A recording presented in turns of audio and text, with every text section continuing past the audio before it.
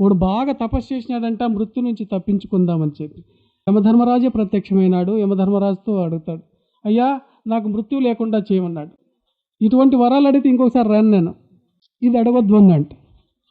మరి ఏమి ఇన్ని సంవత్సరాలు తపస్సు చేసినాను కదా, ఏం దీనికి అంటే, కావలిస్తే నీకు మృత్యు వచ్చే ముందు హెచ్చరిక ఇస్తాను, దాన్ని ఒప్పుకుంటావా? వాడు ఆలోచన చేసినాడు, ఇది మంచి ఉపాయమే, అట్లే స్వామి హెచ్చరిక ఇవ్వమంటాడు. నేను హుషారైపోతాను, హెచ్చరిక ఇవ్వమంటాడు. సరే, కొంతకాలమైన తర్వాత చనిపోతాడు వాడు. యమభటులు యముని దగ్గర తీసుకుపోతారు. చూస్తాడు యముని, ఏమి హెచ్చరిక ఇస్తానని చెప్పి అకస్మాత్తుగా లాగిస్తేవేనని, మాట నిలబెట్టుకోవాలని బుద్ధినే ఉందా నీకు? ప్రామిస్ చేస్తేవే హెచ్చరిక ఇస్తానని చెప్పి. నేను హెచ్చరిక ఇచ్చినానయ్యా. హెచ్చరిక ఇచ్చినావా? ఎన్ని అబద్ధాలు చెప్తావు కదా నువ్వు.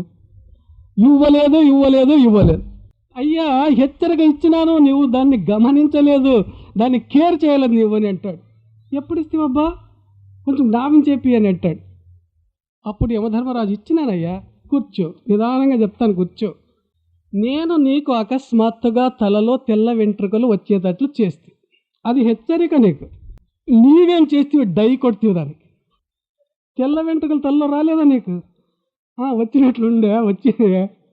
ఏం చేస్తే చూసి వాళ్ళు ఇంత పెరిగిన ముసలోడైనాడు అంటే కలర్ కొడుతుంది దానికి. అది హెచ్చరిక అయినది.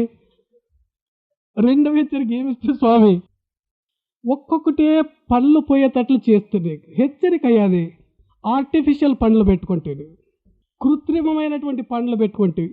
నా పండ్లు ఉన్నాయని చెప్పి ప్రపంచానికి చూపిస్తే, కళ్ళు మద్యం చేసేస్తే చూపు కనపడుకోకుండా, దానికి ఏమో ఆపరేషన్లు చేసి మందులు వేసుకొని అద్దాలు పెట్టుకుంటేవి కదయ్యా. ఇవన్నీ హెచ్చరికలయ్యా. ఇంత చెప్పినా వినలేదు కాబట్టి నేను చంపేస్తే.